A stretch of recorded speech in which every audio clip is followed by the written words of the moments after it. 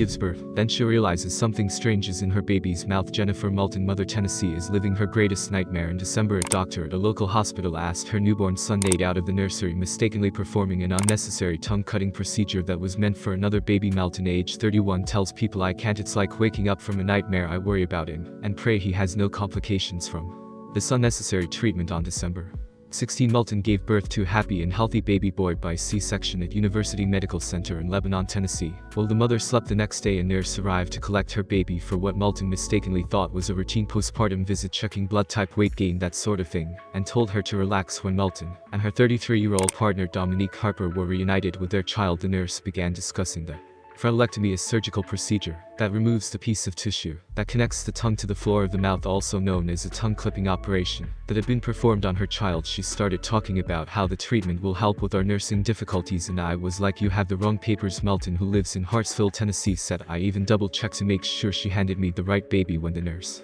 went to look for the required paperwork, Moulton discovered something surprising. "I scooped up my little Nate and looked in his mouth, seeing blood speckles under his tongue," she wrote. "I sobbed uncontrollably as I realized what they had done to my poor child. He can't simply get up and tell them to stop." Moulton received a call from the surgeon who performed the procedure a few minutes earlier. On their in-room phone, the physician told me that he had requested the wrong child and had performed the procedure on Nate by mistake. Moulton continues, he expressed sympathy for what had happened, but assured Nate that everything would be fine and that he didn't even cry, which is a lot throughout the operation. According to a statement to People, University Medical Center can't comment on any particular patient because of federal privacy restrictions, according to Adam Groshans, Senior Director of Supportive Services and Marketing at University Medical Center, the doctor who performed the unnecessary surgery as an independent physician who has privileges at our institution, but not an employee of the hospital. Moulton represents Clint Kelly, a Nashville malpractice attorney, in her lawsuit against the hospital and doctors. At the moment, no lawsuit pending. "I have been doing this for 20 years, and I have never seen anything this nasty," Kelly tells People. "I have never seen a child involved in a case of mistaken identity. Hospital should be a sacred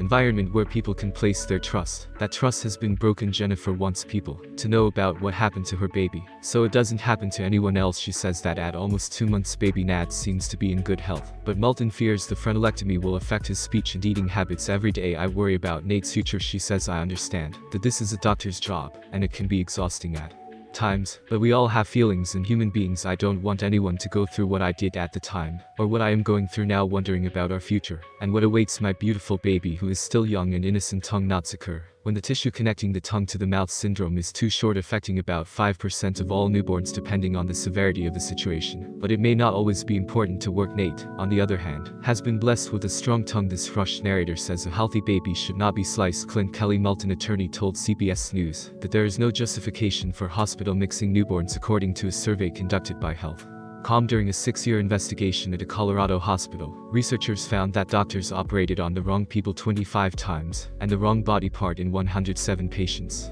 She opened her mouth to see the injuries when Nate was returned to Moulton in Lebanon, Tennessee. Under his tongue, she told People, "I sobbed uncontrollably thinking about what they did to my poor baby. He can't just get up and tell them to stop." On the phone, the doctor who performed the surgery apologized to Moulton. "The doctor explained to me that he asked for the wrong baby and did the surgery on him." Nate Moulton said in interviews with People that he apologized for what happened, but assured Nate that everything would